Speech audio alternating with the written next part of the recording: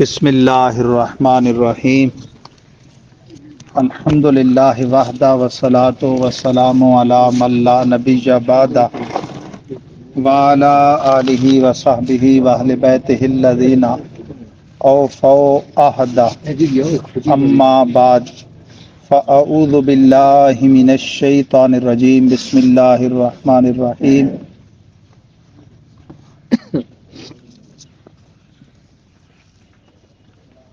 درود پاک پڑھی اللہم صلی وسلم وبارک علی سیدنا و مولانا محمد طب القلوب و دوائہا وعافیت الابدان و شفائہا و نور الابصار و ضیائہا وعلی آلہ و صحبہ دائما ابدا صلاۃ و سلاما علیک یا رسول اللہ۔ گرامی قدر حضرات، بحمد اللہ تعالی 24 رمضان المبارک 1445 سنی ہجری ہے، جمعرات کا مبارک دن 4/4/2024۔ طہارت کے حوالے سے ہمارا جو گزشتہ درس ہوا، اس میں طہارت صغریٰ وضو، طہارت کبریٰ غسل اور ہر دو کا خلیفہ تیمم، اس پر ہماری تفصیلی گفتگو ہوئی۔ اینڈ اس پہ ہوا تھا کہ نواقضات وضو کون کون سی چیزیں ہیں، اور اس میں سے نیند جو ہے اس کا انبیاء و مرسلین اور خواص کے حق میں استثناء ہے۔ عوام کے لیے بھی نیند کی بعض صورتیں وہ ہیں جو ناقض وضو ہیں، اور بعض وہ ہیں جو ناقض وضو نہیں ہیں۔ اعلیٰ حضرت نے اس پر مستقل ایک مقالہ قلم بند فرمایا، میں صرف وہ خلاصتاً جو چیز ہے اس میں وہ عرض کروں گا۔ یہ فتاوی رضویہ ہے میرے سامنے، جو اردو، عربی اور فارسی زبان پر مشتمل اسلامک دنیا کا سب سے ضخیم فتاوی ہے، 33 جلدوں پر مشتمل، جامع نظامیہ رضویہ کے ذیلی شعبہ رضا فاؤنڈیشن لاہور کا شائع کردہ۔ اعلیٰ حضرت مجدد اعظم امام احمد رضا خان محدث بریلوی قدس سرہ العزیز نے ان صورتوں کا بیان کرتے ہوئے سب سے پہلے تو ایک ضابطہ بیان کیا کہ نیند 2 شرطوں سے ناقض وضو ہے۔ نیند کتنی شرطوں سے ناقض وضو ہے؟ 2 شرطوں سے۔ یہ جلد اول حصہ اول ہے، اور یہ پیج نمبر ہے 488۔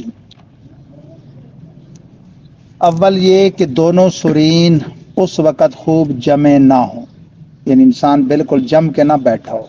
یوں یا یوں ایک طرف جھکا ہوا ہو۔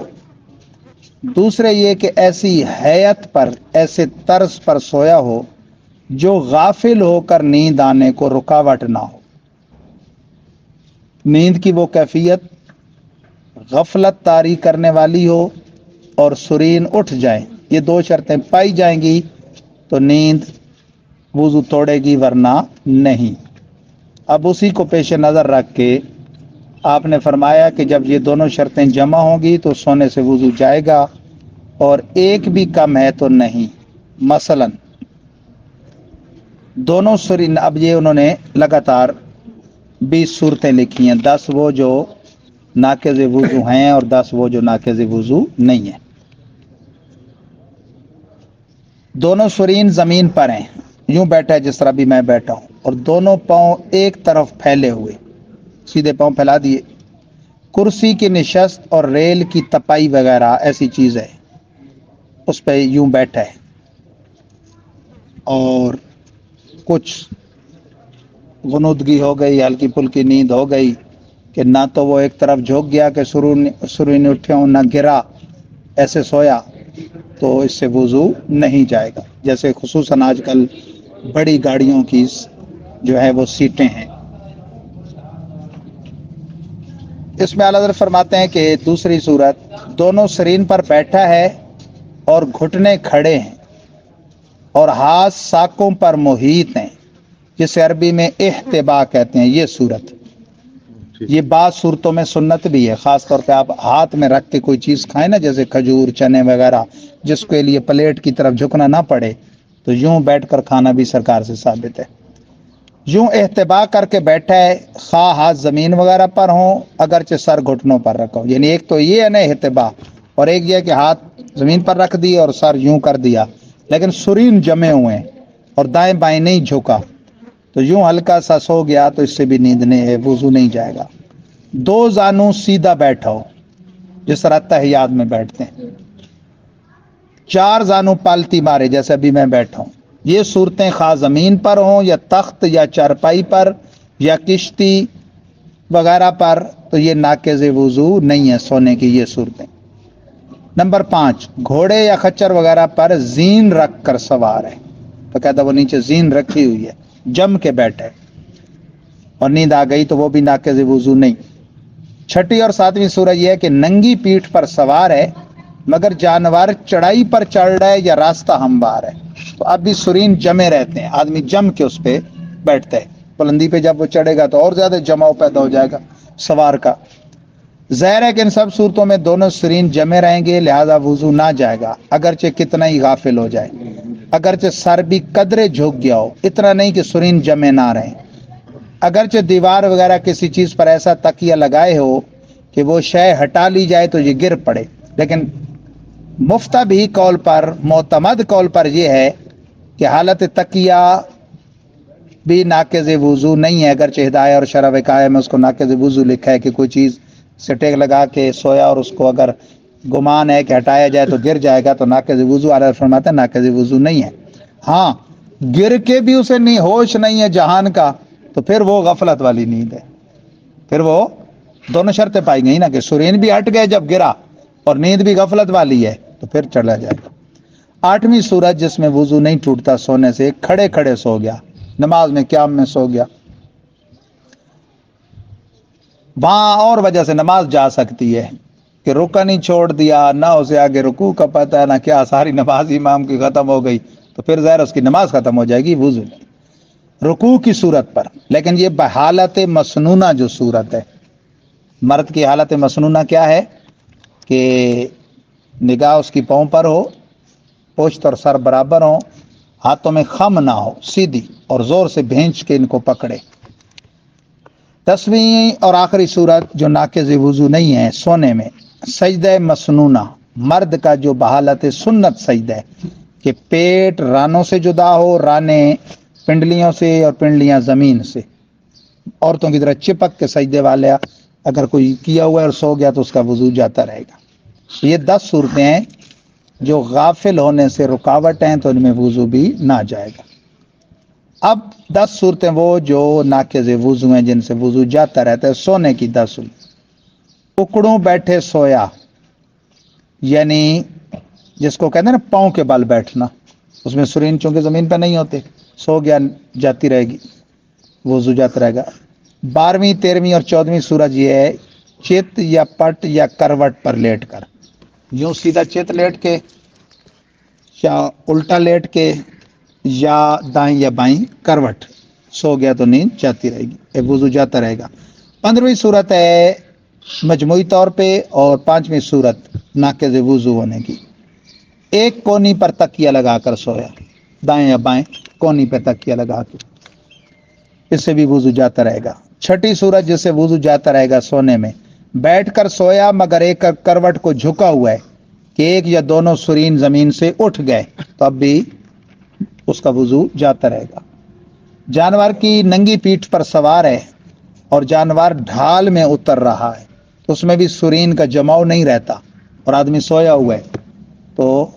اس کا وضو جاتا رہے گا۔ 18ویں کل مجموعی طور پہ اور وضو توڑنے والی صورتوں میں سے 8ویں صورت، 2 زانوں بیٹھا اتحیات کی صورت میں، لیکن پیٹ رانوں پر رکھا ہوا، اتنا جھک گیا، اتنا جھکے گا تو سرین جمے ہوئے نہیں رہیں گے، جیسے بیٹھ کر نماز پڑھنے میں رکوع کی جو صورت ہے۔ 9ویں صورت نیند کی جس میں وضو ٹوٹ جاتا ہے، اگر 4 زانوں بیٹھا ہے اور سر رانوں یا پنڈلیوں پہ جا کے رکھ دیا تو یوں بھی سرین اس کے جمے ہوئے زمین پہ نہیں رہیں گے۔ آخری صورت سجدہ غیر مسنونہ، مینڈک کی طرح سمٹ کے سجدہ کرے جو عورتوں کے لیے حالت مسنون ہے، اس طرح کے سجدے میں اگر نماز سو گیا تو اس کا وضو جاتا رہے گا۔ اب یہ دیکھیں ہمارے فقہائے کرام کی، آپ اس ایک مسئلے سے اندازہ کر لیں ان کی محنتوں کا۔ مسئلہ تو ایک ہے نا بظاہر کہ نیند سے کس صورت میں وضو ٹوٹتا ہے اور کس صورت میں نہیں ٹوٹتا۔ ناقض وضو نیند ہے یا نہیں ہے، ناقض کہتے ہیں توڑنے والا۔ اس کے لیے اعلی حضرت عظیم البرکت کہ اس انداز سے آپ اندازہ کریں کہ ہمارے علماء کا ہم پر کتنا بڑا احسان ہے، رہتی دنیا تک ہمیں حلال حرام کی تمیز، جائز ناجائز کی تمیز سے یہ لوگ اپنی زندگیاں وقف کر کے ہمیں آشنا کر گئے۔ فتاوی رضویہ کی اس جلد پر میرے جو بہت سارے مطالعہ کے نوٹس لگے ہوئے ہیں، میں چند اس میں سے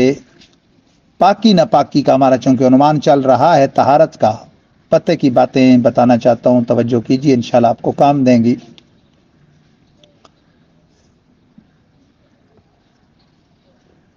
ہر جاندار کا جو پتا ہے نا، پتا جس میں وہ کڑوا پانی ہوتا ہے، پت، اس کے پیشاب اور جگالی اس کے گوبر کے حکم میں ہے۔ یعنی جس کی بیٹ نجاست خفیفہ ہے تو اس کی یہ چیزیں بھی نجاست خفیفہ کہلائیں گی، اور جس کی وہ غلیظہ ہے تو یہ بھی غلیظہ کہلائیں گی۔ میں آسان لفظوں میں آپ کو بتاؤں کہ یہ جو بکری، بھینس، گائے وغیرہ ہے، چونکہ ان کی پاخانہ وغیرہ وہ نجاست غلیظ ہے تو ان کی جگالی کا بھی وہی حکم ہے، وہ پاک نہیں ہے۔ یہ خصوصاً دیہاتوں میں لوگوں کو یہ مسئلہ ضرور بتائیں، ان کو واسطہ پڑتا ہے۔ جگالی کرتے ہیں نا جانور، وہ جھاگ سی نکالتے ہیں، تو اس کا حکم بھی وہی ہے، نجاست غلیظہ کا۔ پتے کی پت کا بھی وہی حکم ہے اور پیشاب کا بھی وہی حکم ہے۔ آدمی جو ہے نا، آدمی کی الٹی بھی نجاست غلیظ ہے۔ جو منہ بھر الٹی آتی ہے وہ صرف یہ نہیں کہ وضو توڑتی ہے، وضو کیوں توڑتی ہے؟ اس لیے تو توڑتی ہے کہ وہ نجس ہے۔ اس طرح اعلیٰ حضرت عظیم البرکت سے ایک سوال ہوا، فقیہ تو پھر فقیہ ہوتا ہے نا، سوال ہوا بھائی لوگ کہتے ہیں جی شراب کی حرمت کی علت یعنی سبب جو ہے وہ اس کا نشہ آور ہونا ہے، اسکار کہتے ہیں نشہ دلانا، مسکر ہے، وہ نشہ دلانے والی چیز ہے، اس لیے حرام ہے۔ تو جو دیگر منشیات ہیں وہ جب تک حد نشہ تک استعمال نہ کی جائیں تو ان پر شراب کا حکم نہیں ہے، یعنی قلیل میں وہ حکم نہیں ہے، جیسے چرس وغیرہ، یہ وہ اس کے نقصان تو ہیں میڈیکلی، لیکن اس پر حرمت کا حکم تب ہوگا جب وہ حد نشہ تک استعمال ہوگی۔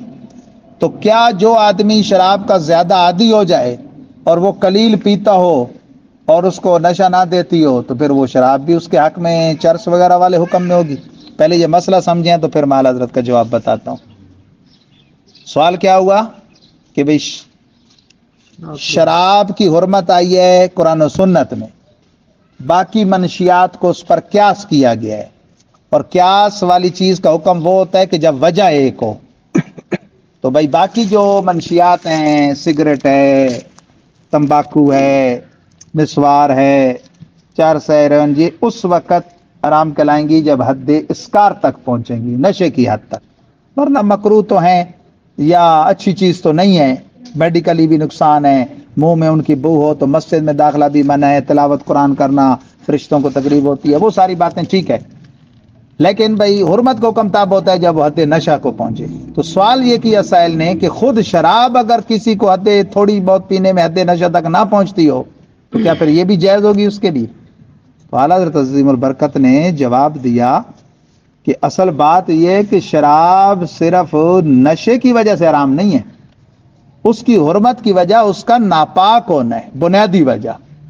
کہ وہ پیشاب کی طرح ناپاک ہے، چاہے ایک قطرہ بھی ہو، تو اس لیے اس کا قلیل و کثیر حرام ہے، اس کا قلیل و کثیر حرام ہے۔ یہاں تک کہ جب پہلی دفعہ اس کی حرمت آئی تھی تو مدینہ منورہ کی گلیوں میں یوں لگتا تھا کہ سیلاب آ گیا، اس طرح مٹکے کے مٹکے، وہ لوگ تو عرب عادی تھے، بناتے تھے، اور پھر جو شریعت کا حکم آ جاتا تھا اس پر عمل میں دیر بھی نہیں کرتے تھے، مٹکے کے مٹکے توڑ ڈالے انہوں نے، ایسا لگتا تھا کہ وہ آیا ہوا ہے، سیلاب آیا ہوا ہے۔ اور حضرت مولا علی مرتضی کرم اللہ تعالی وجہ الکریم کا ارشاد جہاں تک ملتا ہے کہ ایک میدان جہاں شراب کا قطرہ پڑا ہو، پورا دریائے نیل گزر جائے، وہاں سے پھر گھاس ہوگے، دو قول ہیں۔ ایک قول ہے کہ وہاں منارہ بنایا جائے جس پر اذان ہوتی ہے، پہلے منارے الگ ہوتا تھا، مسجد اس پر اذان ہوتی تھی، تو فرمایا میں وہاں مؤذن کو اذان نہیں دینے دوں گا، وہ اتنی نجس جگہ ہے۔ اور دوسرا قول ہے آپ کا کہ وہاں اگر گھاس پیدا ہو تو میں اپنے جہاد والے گھوڑے کو وہ گھاس بھی نہیں کھانے دوں گا، اتنی یعنی پھر نفرت کی صحابہ کرام علیہم رضوان نے۔ تو یہ اعلیٰ حضرت عظیم البرکت نے بتایا کہ جانور جن کے گوبر کا جو حکم ہے ان کی جگالی کا بھی وہی حکم ہے، پتے کی جو پت ہے اس کی بھی ناپاکی کا وہی حکم ہے۔ اور اسی فتاوی رضویہ جلد اول کا یہ با حصہ ہے، اس میں اعلیٰ حضرت عظیم البرکت نے وہ جو مسئلہ میں نے کل بیان کیا تھا کہ غسل میں پورا منہ دھونا فرض ہے، یہ صفحہ 591 پہ لکھا، چاہے وہ روزے دار ہو چاہے غیر روزے دار، کوئی فرق نہیں ہے۔ یعنی کہ روزے دار کلی چھوڑ دے، وہ جی افطاری کے ٹائم لگا ہوا ہے، دن کو ساری نمازیں بے غسل پڑی ہیں،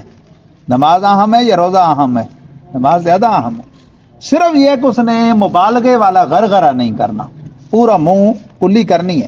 ناک میں بھی پانی چڑھانا ہے آخر تک، صرف دماغ میں نہیں جانے دینا، وہ تو ویسے ہی نہیں جانے دینا چاہیے، جس کا روزہ نہ ہو وہ اگر کھینچے اتنا کہ دماغ کی طرف چلا جائے تو نقصان دیتا ہے۔ اسی طرح ایک مسئلہ اس نے لکھا اعلیٰ حضرت نے صفحہ 593 پہ کہ غسل جنابت کی ضرورت ہے، اور بندہ وہ ہے کہ ماشاءاللہ جب سے ہوش سنبھالا ہے اس نے گھر میں دادی اماں کو دیکھا ہے کہ اس نے الگ سے ڈبیا رکھی ہوئی ہے پان کی، گھر میں وہ بناتی ہیں، ٹھیک ہے نا، ہماری میاں والی میں بھی ایسے بہت سارے گھر ہیں مین بازار میں جہاں بھی وہ رواج ہے، گھر میں وہ پان بناتے ہیں، وہ چھالیا پان کا اتنا عادی ہے کہ اس کے دانتوں کا حصہ بن کے رہ گئے ہیں، وہ زراعت چھڑانے میں دانتوں کو سخت ضرر ہے، تو فرمایا کہ شرن وہ معاف ہے۔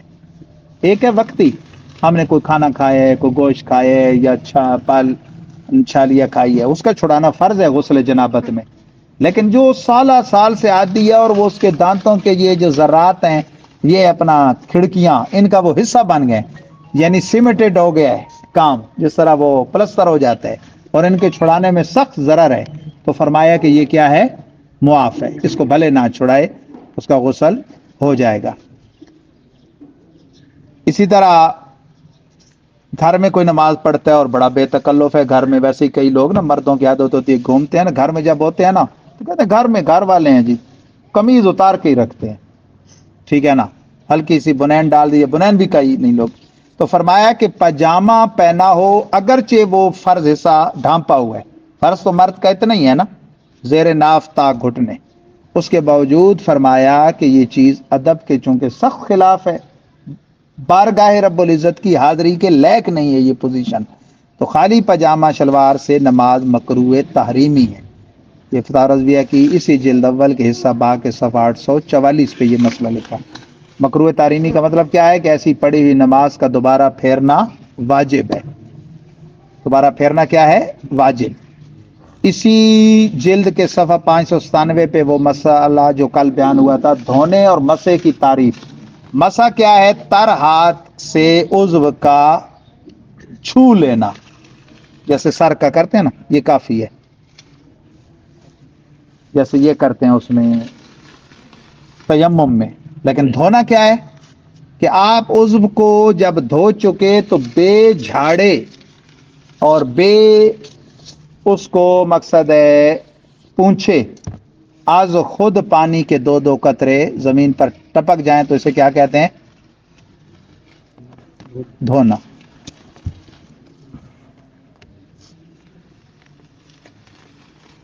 بعض لوگوں کو وسوسہ ہوتا ہے کس بات کا؟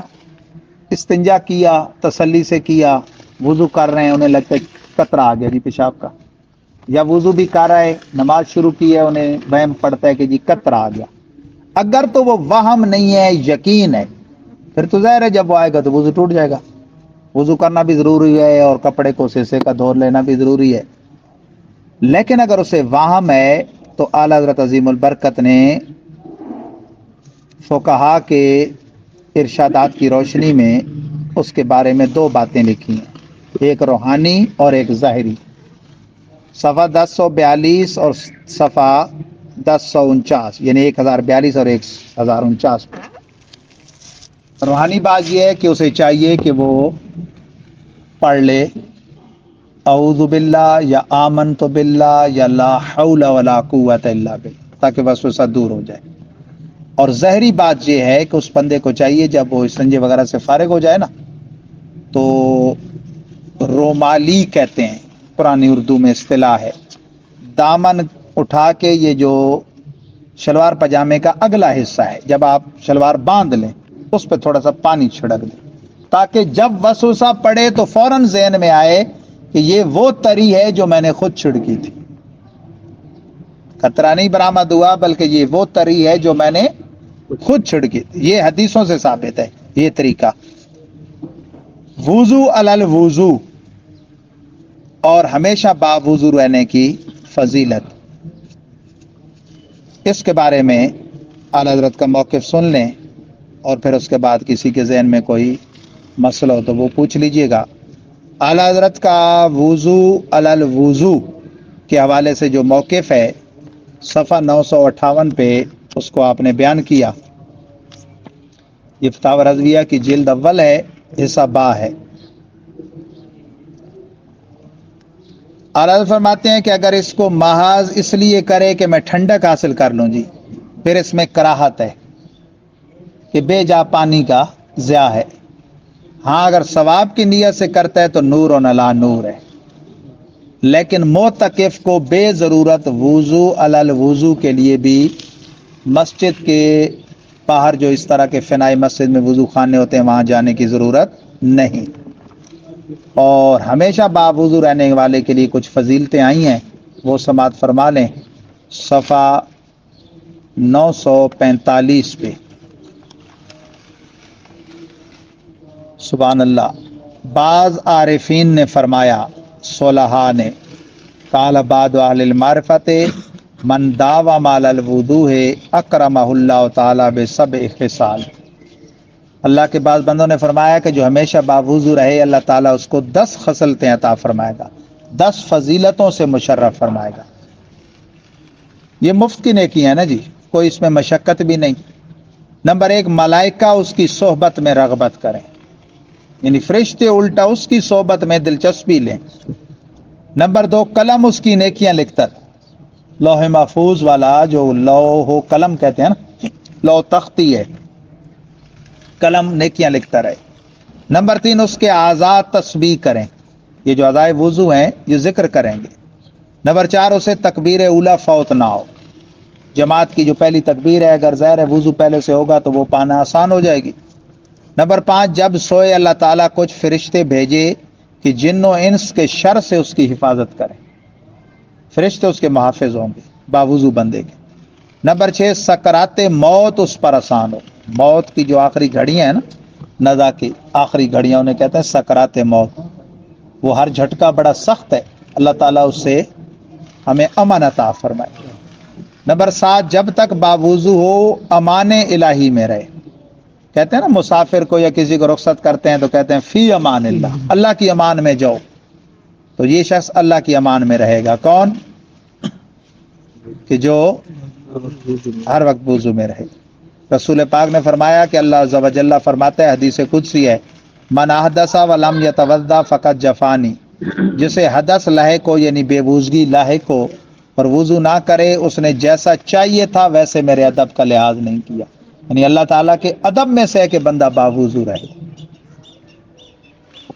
اللہ کا بندہ طہارت میں رہے، تو یہ آداب الہیہ میں سے اس کو شمار کیا گیا ہے۔ اللہ تبارک و تعالی ہم سب کو آداب طہارت کو ملحوظ خاطر رکھتے ہوئے وضو اور غسل کا پورا لحاظ کرنے کی توفیق عطا فرمائے۔ یاد رکھیں بے وضو شخص کے لیے قرآن مجید کا چھونا ممنوع ہے، سخت منع ہے، گناہ گار ہوتا ہے وہ بندہ، البتہ وہ بے وضو زبانی قرآن کی تلاوت کر سکتا ہے۔ رہا بے غسل یعنی طہارت نجاست کبرا جس کو لائق ہوئی ہے، طہارت کبرا کی جس کو حاجت ہے، وہ نہ چھو سکتا ہے اور نہ ہی زبانی تلاوت کر سکتا ہے۔ ایام حیض میں عورتیں جو قرآن پاک پڑھتی پڑھاتی ہوں، انہیں ہرگز نہیں چاہیے کہ وہ اپنے درس کو تدریس کو جاری رکھیں، ورنہ سخت گناہ گار ہوتی ہیں۔ ہاں البتہ حیضہ معلمہ کہ ہر ماہ کا مسئلہ ہوتا ہے، دقت ہوتی ہے، دشوار ہوتی ہے، تعطیلات ہو جاتی ہیں، اس کے لیے فقہا نے ایک ہیلہ شریعہ لکھا ہے۔ ہیلے کی بحث بھی آئی تھی بڑی تفصیلی کہ ضرورتاً شرعن ہیلہ، اور وہ یہ ہے کہ ایک ایک کلمہ ہجے کر کے سکھا سکتی ہے، کیونکہ ہجے کا جو انداز ہے وہ قرآن کے مخصوص انداز سے ہٹ جاتا ہے، تو تعویلاً اور ہیلتاً اس کا جواز ہے۔ مثلا ڈائریکٹ اقرأ بسم ربک الذی خلق وہ نہیں پڑھ سکتی، زبانی بھی ہجا کرائے، حمزہ قاف زیر اق، را حمزہ زبر را، اقرا، تو یوں اس کے لیے گنجائش نکال آئے گی کہ وہ صرف ہجا کرے۔ اگلی جو غیر حائزہ ہے، متعلمہ ہے، شاگردنی ہے، وہ اگرچہ پورا بھی اس کو دہرائے تو اس میں حرج نہیں ہے۔ یہ مسئلہ دیگر فقہ کی کتابوں میں بھی بڑی تفصیل سے لکھا ہے۔ اعلیٰ حضرت کے فتاوی رضویہ جلد اول حصہ با کے پیج نمبر 1111 پہ بھی اعلیٰ حضرت نے اس کو تفصیل کے ساتھ بیان کر دیا ہے۔ پروردگار عالم ہم سب کو یہ ضروری مسائل سیکھنا سکھانے کی توفیق دے، اور یہ مردوں کو اس انداز پہ سیکھنے چاہیے کہ گھروں میں بحیثیت باپ بیٹیوں کو، بیٹوں کو، بھائی بھائیوں کو، بہنوں کو، شوہر بیوی کو یہ سکھائے۔ یہ جو ایام حیض و نفاس ہوتے ہیں یہ عورت کے لیے ایسے ہی ہیں جیسے جنبی ہونا ہے، بالکل نہ اس میں وہ قرآن پاک زبانی پڑھ سکتی ہے، نہ چھو سکتی ہے، نہ نمازیں اس میں، بلکہ نماز پڑھنا اس کے لیے جائز ہی نہیں ہے، روزہ رکھنا بھی جائز نہیں۔ ہاں یہ الگ بات ہے کہ روزے کی اس کے بعد والے دنوں میں قضا کرے گی، نماز کی قضا ہی نہیں ہے۔ ذہن میں سوال ابھرتا ہے کہ نماز تو روزے سے زیادہ فضیلت والی عبادت ہے، لیکن اس میں شریعت کی حکمت یہ ہے کہ روزہ ہوتا ہے سال میں ایک مرتبہ، بالفرض کسی عورت کو پورے ایام بھی اگر خون جاری رہا، کیونکہ اس کے شریعت میں کم از کم 3 دن ہوتے ہیں اور زیادہ سے زیادہ 10 دن، اور ویسے عورتوں کی اپنی عادت ہوتی ہے، کسی کو 4 دن، 5 دن، 6 دن، 7 دن، تو جب پاک ہو جائے غسل کر کے نمازیں شروع کر دینا ضروری ہے۔ لیکن اگر کسی عورت کے بالفرض 10 دن بھی جاری رہے، 10 روزے چھوٹیں گے نا، اور اس کی قضا کرنے کے لیے اس کے پاس مہینے کتنے ہوں گے؟ آئندہ 11 رمضان شریف تک 11 مہینے اس کو ملیں گے۔ ہر مہینے ایک روزہ بھی رکھے تو پھر بھی ایک مہینے ابھی رہتا ہوگا شبان کا، تو اس کے پورے ہو جائے گی قضا۔ اور اگر بالفرض ہر مہینے 10 دن آتے ہیں اور 50 نمازیں ہر مہینے پڑھنی پڑیں، تو بقیہ 20 دنوں میں وہ اس 20 دنوں کی اپنی 100 نمازیں پڑھ لے تو بھی بڑی بات ہے۔ تو اس میں دشواری ہے، اور شریعت نے اس کو دشواری سے بچایا ہے۔ بات سمجھ گئے کہ قضا نماز کی نہیں ہے، وہ معاف ہے سرے سے، البتہ روزے کی قضا۔ ہاں نماز پڑھ رہی تھی اور یہ معاملہ شروع ہو گیا، ادھر ہی نماز ختم۔ روزہ رکھا ہوا تھا اور یہ شروع ہو گیا، عورتوں کے اس میں اپنے اپنے فتوے ہیں، کوئی امام اعظم ابو حنیفہ بنی ہوئی ہے، کوئی امام مالک، کوئی امام شافعی، کوئی کہتی ہے جی وہ روزہ پورا کر لے، کوئی کہتی ہے جی نہیں لیکن کھانا کچھ نہیں، گناہ ملے۔ یہ ہوتا ہے کہ چونکہ وہ جوان عورت ہوتی ہے، نابالغ تو نہیں ہوتی جس کا یہ مسئلہ ہوتا ہے، تو وہ شریعت میں روزے کا، رمضان والے لوگوں کا احترام کرتے ہوئے بقیہ دن نہ کھائے تو یہ احترام ہے، لیکن گناہ گار نہیں ہے۔ روزہ ہی جاتا رہا، ختم ہو گیا، وہ آزاد ہے شریعت کی طرف سے، اسے اگر بھوک ہے، حاجت ہے، بے شک روزے داروں کے سامنے نہ کھائے، علیحدہ بیٹھ کے کھا لے، کیا حرج ہے۔ بچے کی ولادت کے بعد جو خون آتا ہے اسے کہتے ہیں نفاس۔ یہ مسئلہ بڑا خاص ہے، سمجھیے گا۔ شریعت نے ہر ماہ والے خون کے دن مقرر کر دیے ہیں، کم سے کم 3، زیادہ سے زیادہ 10۔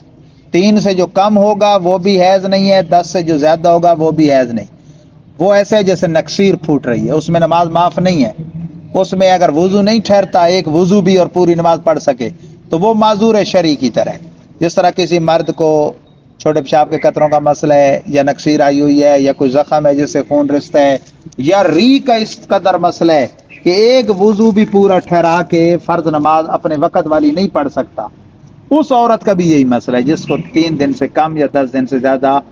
اس طرح خون جاری رہتا ہے کہ وہ کپڑا پاک رکھ کے ایک نماز وضو رکھ کے نہیں پڑھ سکتی، تو وہ عورت ہو یا یہ جو میں نے عذر بتائے مرد ہو، اس کے لیے شریعت کا پتہ کیا ہوگا؟ میں اس کو کہتے ہیں معذور شرعی۔ ایسا شخص امامت نہیں کر سکتا عام لوگوں کی، اپنے جیسے معذوروں کی کر سکتا ہے۔ البتہ اپنی نماز کے لیے اس کو شریعت نے ایک رخصت دی ہے کہ بے شک وہ جماعت ترک کر دے۔ ظہر کا وقت شروع ہوا ہے نا تقریباً 12:30 سے کہہ لیں، اندازہ 1:45 سے، تو چل رہے یہ تقریباً جائے گا 4:45 تک، 4:50 تک۔ جب وہ دیکھے نا کہ اب اگر زور نہیں پڑتا تو میری نماز چلی جائے گی، تازہ وضو کرے، 15-20 منٹ رہتے ہیں، 10 منٹ رہتے ہیں، پڑھنی شروع کر دے۔ اس وجہ سے جس وجہ سے معذور قرار پایا تھا، پیشاب کی وجہ سے یا زخم کے خون کی وجہ سے یا نکسیر کی وجہ سے یا ہوا کے خارج میں یا عورت وہ ہے، حیض کے علاوہ وہ جو خون ہے اس کا نام بھی ہے استحاضہ کی وجہ سے، تو اسے اجازت ہے کہ اب وہ اس وضو کے ساتھ ٹھہرتا ہے یا نہیں ٹھہرتا، ایک نماز پڑھ ڈالے۔ جیسے ہی وقت ختم ہوا، زور کا اثر داخل ہوا، خود بخود اس کا وضو ختم، ہر وقت میں نیا وضو۔ ہاں نماز جاری تھی اور کسی اور وجہ سے وضو ٹوٹا، مثلا بیماری تھی پیشاب کی، وضو ٹوٹ گیا نکسیر کی وجہ سے، تو پھر وضو ٹوٹنا کہلائے گا، صرف عذر ہوگا اس بیماری کا۔ تو میں بات کر رہا تھا وہ بچے کے خون والی، اس میں شریعت نے دن مقرر نہیں کی، کمی کی جانب دن مقرر نہیں کیے، زیادتی کی طرف مقرر ہیں۔ زیادہ سے زیادہ اس کے کتنے دن ہوتے ہیں؟ 40۔ کتنے ہوتے ہیں؟ کم کی کوئی مقدار شریعت نے بیان نہیں کی۔ لہذا یہ خواتین کی جہالت ہے، ان پڑھ عورتوں کی، کہ جی 40 دن بس نہ چرپائی سے اترنا ہے نہ نماز پڑھنی، نہ۔ اگر تو 40 دن تک جاری رہتا ہے تو پھر تو ٹھیک ہے، پھر تو اگر 40 کے بعد بھی جاری رہتا ہے تو 40 دن پورا کر کے غسل کر کے نمازیں پڑھنا ضروری ہے۔ بعد والا وہی استحاضہ ہے، نہ حیض ہے نہ نفاس ہے۔ 40 دن سے پہلے اگر وہ ختم ہو گیا اور عورت مطمئن ہو گئی، فرض ہے کہ وہ غسل کر کے نمازیں شروع کر دے، ورنہ ترک نماز پر سخت گناہگار ہو۔ یہ شریعت نے اس کی کم مدت بتائی ہی نہیں۔ اب یہ کوئی دیکھیں بظاہر ایسے مسائل ہیں یہ ممبروں پہ نہیں بیان ہوتے، ایک تو اس کی وجہ یہ ہوتی ہے کہ لوگوں کی دلچسپی نہیں، اور دوسری وجہ اوپر کے سپیکروں میں بجائے اس کے کہ وہ فلموں ڈراموں اور ایسی چیزوں کو بے حیائی قرار دے کے گھر کی عورتوں کو اس سے روکا جاتا۔ لیکن یہ مسائل اگر کوئی اوپر کے سپیکر پہ بیان کرے تو شاید لوگ احتجاج کر دیں گے، وہ جی عورتوں کے مسائل اوپر کے سپیکر پہ بیان شروع کر دیں، حالانکہ یہ خود گھر کے مردوں کے لیے فرض ہے کہ وہ اپنے گھر کی عورتوں کو سکھائیں۔ اس لیے میں نے یہ اس مجمع میں بیان کر دیے جو اوپن مجمع نہیں ہے، تاکہ آپ کے ذریعے یہ آگے آپ انہیں تعلیم کر سکیں۔ اللہ تبارک و تعالی ہم سب کو احکام شرع، بالخصوص یہ بنیادی پاکی پلیدی کے مسائل، یہ ماں باپ کا کام ہوتا ہے، یہ گھر میں ہی بچے کو سکھانے ہوتے ہیں، نہ یہ مسجد کے مکتب کے استاد کے ذمہ ہوتے ہیں، نہ ہی سکول کے جو استاد ہیں یہ ان کے ذمہ ہوتے ہیں۔ بنیادی طہارت کے مسائل یہ ان کے ذمہ نہیں ہوتے، یہ بچوں کو گھر میں ہی سکھانے ہوتے ہیں۔ پاکی پلیدی کی کپڑا پاک کرنے کا طریقہ ہے، نجاست خفیفہ ہوتی ہے اور نجاست غلیظہ۔ خفیفہ میں جس حصے پر لگے ہیں، مثلا بازو پہ یا دامن پہ، اس حصے کا 1/4 تک معاف ہوتا ہے۔ معاف کا یہ مطلب نہیں کہ پانی موجود ہے پھر بھی آپ نجاست لگی رہنے دیں، نہ دھوئیں، لیکن اگر بالفرض کسی وجہ سے نہیں دھو سکے تو نماز ہو جائے گی 1/4 سے کم۔ اور نجاست غلیظہ تو وہ درم نہیں ہوتا، وہ پرانا سکہ جو تھا 1 روپے والا، اس کی مقدار تک پہنچ گئی اور نہیں دھویا تو نماز نہیں ہوگی، اس سے کم میں معاف ہے کہ اگر پڑھ لی تو نماز ہو جائے گی۔ پیشاب پخانہ ہے بندوں کا یا حلال جانوروں کا، اسی طرح شراب ہے، خون ہے، یہ سب نجاست غلیظ ہیں۔ سب سے بہتر طریقہ یہ ہوتا ہے کہ جوان بندہ اسے اطلام ہو گیا تو کم از کم مخصوص حصہ خود دھو لے، بجائے اس کے کہ اس کی والدہ کے سامنے وہ جائے دھوتے وقت، یا اس کے ہمشیرہ کے۔ ہاں اگر زوجہ ہے تو وہ اور معاملہ ہوتا ہے، وہ حصہ اس طرح دھوئیں کہ اگر خود پہلے تو جنبی ہیں چونکہ ہاتھ دھو لیں،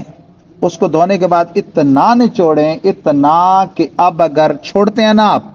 تو آپ خود یا آپ جتنی طاقت والا بندہ دوبارہ نچوڑے تو اس میں سے قطرہ بھی نہ نکلے، اتنا نچوڑنا ضروری ہے ایک دفعہ۔ پھر ہاتھ دھو لیں، پھر دوسری دفعہ اس طرح دھو کے اتنا نچوڑنا، پھر ہاتھ دھو لیں، پھر تیسری دفعہ دھو کے جب آپ نے اتنا نچوڑ لیا کہ دل مطمئن ہو گیا کہ اب ایک قطرہ بھی باقی نہیں، تو یہ کپڑا پاک ہے، اگرچہ وہ شے کا داغ نظر بھی آتا ہو۔ بعض اوقات ایسا ہوتا ہے نہیں جاتا داغ، خون ہے یا منی ہے وغیرہ وغیرہ۔ بعض کپڑے وہ ہوتے ہیں کہ ان کو نچوڑنا بڑا مشکل ہوتا ہے، یا یہ ہے کہ آپ نے ویسے ہی میلا تھا وہ سارا دھونا ہے، تو شریعت نے پھر ایک اور رخصت دی ہے کہ آپ وہ اس کی نجاست اتار دیں، برش وغیرہ کوئی چیز مار کے سارے کپڑے کو اکٹھا کر کے بڑے برتن میں ڈال دیں، بالٹی ہے یا ٹب ہے، اوپر پانی چھوڑ دیں۔ جب وہ پورا بھگو گیا اور پانی بھر گیا اور دائیں بائیں 1 گز تک وہ پانی بہ گیا، وہ کپڑا پاک ہے۔ یہاں بھی وہی ہے کہ اگرچہ اس کا نشان باقی ہو، اب اس کو باقی مل دھو کے دھو ڈالیں، یہ نچوڑنے کی مشقت سے بچ جائیں گے۔ اب کوئی ایسا کپڑا ہے نہ آسانی سے نچوڑا جا سکتا ہے جی، نہ اکٹھا یوں سمیٹ کے بالٹی ٹب میں ڈالا جا سکتا ہے، مثلا بڑا قالین، تو اگر تو اس کے کنارے پہ وہ نجاست ہے تو پھر قدر آسان ہے، تیز دھاری دار پیپ سے پانی اتنا ڈالیں کہ جب دل مطمئن ہو جائے کہ اثر نجاست چلا گیا وہ پاک ہے، ٹھیک ہے جی۔ یا پھر اس کو یوں کریں کہ ایک دفعہ دھونے کے بعد ڈال دیں کسی ایسی جگہ کہ پانی قطرے ٹپکتے رہیں، ٹپکتے رہیں، ایک دفعہ ٹپکنا ایک دفعہ نچوڑنے کے قائم مقام ہے، پھر دوسری دفعہ پھر تیسری دفعہ۔ لیکن ایسا اگر کوئی قلین ہو اور موسم ہو سردیوں کا، دسمبر جنوری وغیرہ، منگر پو، پھر تو گئے آپ کا مہینہ، تو اس کے لیے پھر وہی آسان طریقہ فقہا نے لکھا کہ اس حصے پر خاص تیز دھاری دار پانی سے نجاست کو اتنا زائل کر دیں کہ جب دل مطمئن ہو جائے تو پھر اسے خشک کر کے استعمال کریں۔ پروردگار عالم ہم سب کو احکام طہارت جو ہم نے سیکھے یاد رکھنے، ان سے دلچسپی لینے، ان پر عمل کرنے، آگے لوگوں کو سکھانے کی توفیق عطا فرمائے۔ استاد جی جڑا بندہ وضو کر کے گھروں نکلتا ہے جی یہ بارش دا موسم ہوئے نالی والا پانی وہ آپ رل مل کے اگر پیر تے لگ بھی پانی تو وضو ٹوٹ جائے گی یا نہیں؟ پانی اگر اس میں گٹروں کا اور نالی کا ملا ہونا یقینی ہے، فقہ میں یقین کا معنی ہوتا ہے غالب گمان، جی تو وضو تو نہیں جاتا، وہ نجاست والی جگہ دھونا فرض ہے، وہ نہیں دھوئیں گے تو نماز نہیں ہوگی، چاہے کپڑے پہ لگے چاہے۔ یاد رکھیں با وضو شخص کے اعضائے وضو پر یا جسم کے کسی حصے پر کوئی اگر نجاست پڑ جاتی ہے، اس سے وضو نہیں جاتا، اس نجاست والی جگہ کا پاک کرنا ضروری ہے۔ وضو اپنی جو اس کے اسباب ہیں انہی سے جاتا ہے۔ نیند کی یہ 10 صورتیں، پیشاب پخانہ کا خارج ہونا، ری کا خارج ہونا، اور خون کا جاری ہو جانا نکل کے، اور دکھتی آنکھ سے جو پانی بہتا ہے، دکھتی آنکھ سے، ایک آپ آ رہے ہیں کوئی تنکا چلا گیا، گھر چلی گئی، موٹر سائیکل پہ آ رہے ہیں کیڑی چلی گئی، وہ نکلا پانی، وہ نہیں، یا ویسے آنسو نکلتے ہیں موسمی اثرات سے، نزلے زکام سے، کسی وجہ سے بھی، دکھتی آنکھ جس کو آشوب چشم کہتے ہیں، پرانی اردو میں کہتے ہیں آنکھ آنا، یہ میں اردو والے بیٹھے ہیں انہوں نے پڑھا ہوگا، آنکھ آنا اصطلاح استعمال ہوتی ہے، کسی کو آشوب چشم ہو جائے، وہ جو پانی ہے وہ ناپاک بھی ہے، اس سے جو آنسو جاری ہوتا ہے، اور وہ وضو بھی توڑ دیتا ہے، بدن یا لباس کے جس حصے پہ لگے گا اس کا بھی دھونا ضروری ہے، ٹھیک ہوگا جی۔ پیپ کا نکلنا، اللہم صلی وسلم وبارک علی سیدنا مولانا طب القلوب و دوائها وعافیت الابدان والشفاء ونور الابصار و ضیاءها وعلی آلہ وصحبہ۔ الہ العالمین ہم سب کو ایمان پہ ثابت قدمی نصیب فرما، حسن خاتمہ کی دولت سے مالا مال فرما، اعتکاف والے بھائیوں کو ذوق و شوق کے ساتھ کثرت تلاوت قرآن مجید اور کثرت ذکر و درود سے اپنے اوقات کو معمور رکھنے کی توفیق عطا فرما۔ صلی اللہ تعالی علی حبیبی سیدنا مولانا محمد و آلہ و صحبہ اجمعین۔